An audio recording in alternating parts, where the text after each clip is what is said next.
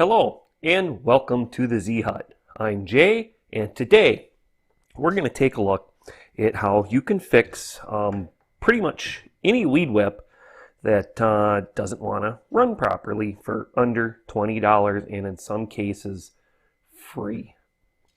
Now I'm using here as a demonstration model. We're using a Remington Rustler, but I've also got a Poland here. You can see that. You can see in there, I mean, the carburetors and everything, there is not much difference between your weed trimmers. There's not much difference at all. It isn't like a vehicle where you got a computer that tells another computer to tell another computer to tell another computer to do this and then tell another computer not to do that. It's just, it's on or off button, manual choke, fuel primer, throttle. Now, most of the time, it's going to be a fuel-related problem. Very rarely have I ran across it being the coil has went bad. Generally, if the thing will start and just doesn't want to run correctly, or it fires over but won't stay running, it's going to be a fuel problem. If it doesn't want to run at all, look, do I have my spark tester sitting here still? I'm going to show you what one looked like. I should have thought about it and grabbed it before the video. Oh, there it is. You can get these spark testers. This one's actually a little big. I've got another smaller one around here.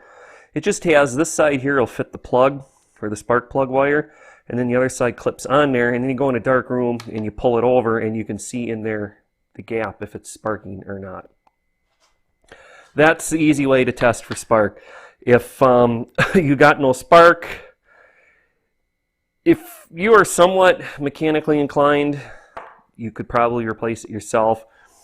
If you're going to have to go in and pay to have it replaced, I mean, these weed trimmers are like $100. This one I think was $125. It's a little nicer. It's not the cheapest model they made. But if it's got spark and it's not wanting to start or run correctly, then it's going to be a fuel problem. Now, the first thing you should check is take your fuel, dump it out, put fresh fuel in. If the thing's been sitting over the winter, there's a good chance it's bad fuel. Otherwise, let's see here, I've got one that hasn't been installed. I'm trying to grab here. Inside the tank, well, you're not going to be able to see on the camera there. There's one of these filter stones that goes onto the fuel line that's in there. When you're filling with fuel, you see them in there. If you've been putting dirty fuel in there for quite a while, these will occasionally plug up. It usually, it takes quite a few years. I've seen people, though, that dump dirty, filthy gas in, and it just, well, you got to replace it sooner than you normally should have. Another thing to check is your fuel line, especially where it goes into the tank and where it connects to the carburetor. Just check that and look for leaks or cracks, and then if there's a crack, it's leaking. And replacement fuel line is cheap. I got a 2-foot thing here. And you go down to your local hardware store, automotive store, or any place like that, you're going to get, this stuff's going to probably be like $1 something a foot. It shouldn't be very expensive. Just bring your old one with so you get the right size. Well, after all that, one more quick thing to check is check your air filter. Now this just has this basic little filter, and that's very rarely the problem. But I've seen where the filter's gotten a hole in it, and right here, and your intake has gotten plugged with like grass clippings, because there's also a screen there as a secondary safety. I have on 1 or 2 occasions had somebody bring over a weed trimmer, it wouldn't start, and this was plugged. It doesn't happen very often, but it does.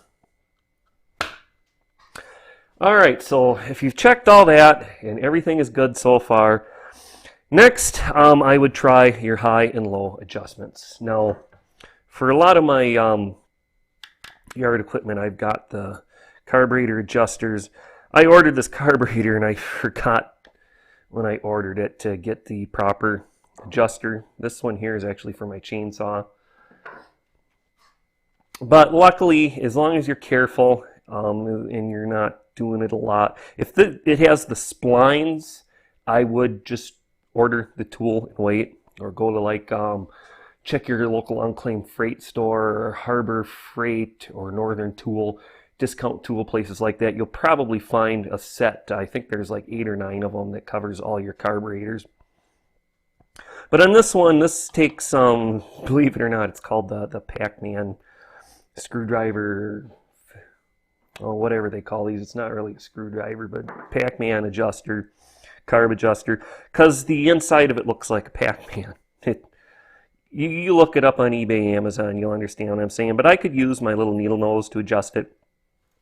So what you do is, if the thing doesn't want to start and idle, your first one here closest to the engine, that's going to be your low. Start by adjusting that one and just turn it a tiny bit in to the right or to the left. Just try a little bit. I wouldn't go more than a quarter turn one way, and if it still won't start, go the other way. But don't do a quarter turn all at once. A quarter turn on some of these carburetors will be way out of whack and they won't start. So if that solves where to get it started to the idle, then, you know, problem solved. If it don't start, it's an internal problem. But if you get that set and it'll idle, but when you hit the throttle it up, it bogs down, then you got to adjust the outside one, the one towards the air cleaner. And once again, just turn it a little bit at a time, and just work the throttle while you're doing it. Try not to kill it, but eventually it should start running where it won't bog down anymore. Now, if it's still bogging down and you've worked it both ways, it's the carburetor. And when I said it's going to be less than $20 and maybe even free, well, we showed you all the free stuff, well, except for the fuel line, but that's only a couple dollars. Next, what you can do is get a replacement carburetor. Now, this is actually the carburetor off of this. I just replaced it a couple days ago. I did take it apart. I am a mechanic. I did try cleaning it to see if that would fix it. It still wouldn't work. For the price of the rebuild kit on these versus buying the whole carburetor already done and brand new, it's not worth trying to rebuild. These, honestly, these new carburetors, little ones like this, they're not really made to be rebuilt. I mean, this one was $18 and something. It came with the new carburetor. It came with this 2 feet of fuel line. It came with the gaskets. It came with 2, plus the one that's on it, primer bulb replacements. Replacement stone. Now this weed trimmer is not very old, so I didn't have to use any of that other stuff. And I even got an extra gasket if I have to take it off to clean it again. I got all of this and it was like $18. If I would have been thinking, they do have kits where you can get your adjustment tool along with it for an extra. These are normally like $3, but if you bought it with the kit, you're going to get it like half that price with it. So it would have still been under $20. And I've replaced carburetors on a few people's I know's weed trimmers, and none of them have been over $20 to this date.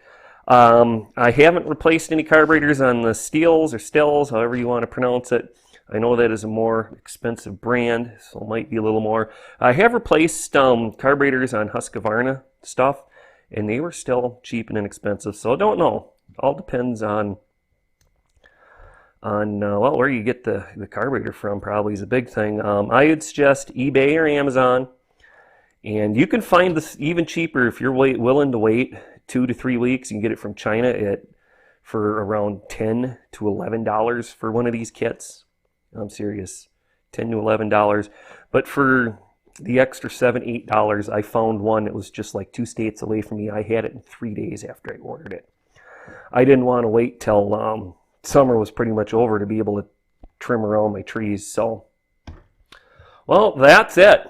That is what you do when your weed trimmer don't want to work. And like I said, I was using a Remington here as a demonstration.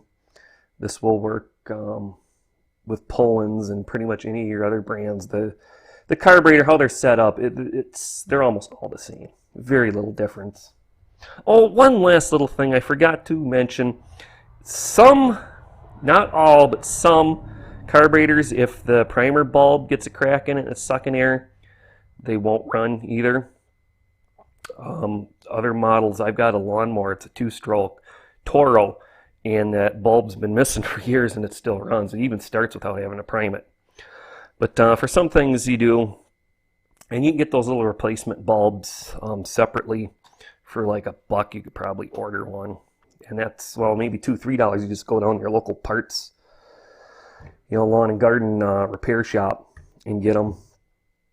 Let's see, is there anything? Oh, one last little tiny thing I didn't cover, actually two. If you're getting spark, but it still doesn't want to start, pull your plug and take a look at it before you start messing with the carburetor. It might have collapsed and be touching or has junk in it, so it's not sparking. Check that as well. And if you've got no spark, before replacing the coil or the magneto, whatever you'd like to call it, check your wiring. It goes to, on this it's on and you push the button to ground it to turn it off. Check your wiring. If you have a wire that rubbed on something and it's grounding out, it'll shut your weed trimmer right down. So, all right, I can't think of anything else. If you could think of anything, well, you had a problem with your weed trimmer and hey, this is how I fix it, leave a comment. Go right ahead. Don't forget to like, share, and subscribe. So with that, well, I'll just say thanks for joining us here at the Z-Hut today. Hope you have a great day and have fun fixing your lawn and garden tools.